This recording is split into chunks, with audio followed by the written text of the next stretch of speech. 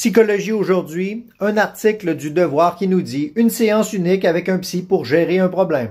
Je vous invite à consulter l'article sur le site web du Devoir. J'ai surligné certains passages, notamment que Cathy Perrault, la psychologue, fait de l'intervention en séance unique, un modèle qui serait populaire ailleurs dans le monde. Et elle précise que ça concerne des problèmes dans l'ici et maintenant.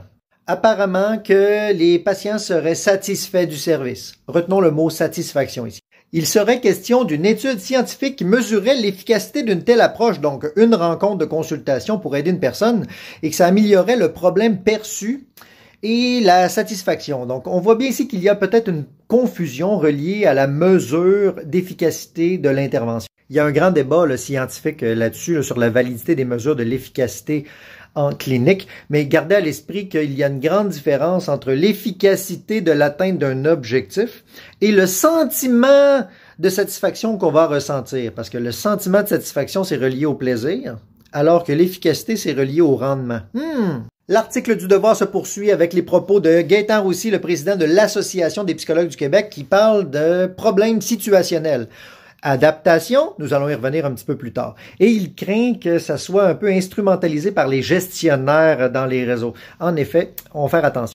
Également, la présidente de l'Ordre des psychologues du Québec nous dit bien qu'il ne s'agit pas de psychothérapie et que ça serait un genre d'intervention qui se rapproche du counseling et du coaching.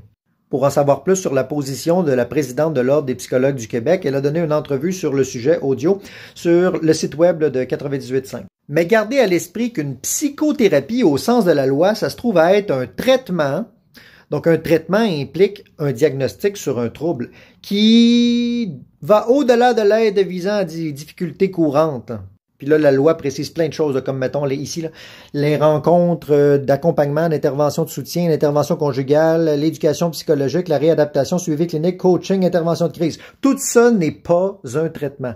Et on voit bien que l'intervention à session unique n'est pas un traitement, ça se trouve à être une de ces interventions-là ici. On pourrait dire que les psychologues sont comme un peu un tournevis multimèche et qui peuvent s'adapter à plusieurs options, mais que l'intervention à session unique ne serait pas la pointe de psychothérapie. Lorsque Gaétan Roussy nous parle de problèmes situationnels, je vous ai laissé la piste de l'adaptation. Et les professionnels qui sont formés pour s'occuper de l'adaptation des gens, ça se trouve à être les psychoéducateurs et pas forcément les psychologues. Il y a plusieurs ordres professionnels qui développent plein de types d'expertise et bien que les psychologues puissent faire de l'adaptation, je crois que nos collègues psychoéducateurs sont bien formés pour cela. Qu'est-ce que tu penses de ça, toi, les sessions uniques pour régler un problème psychologique?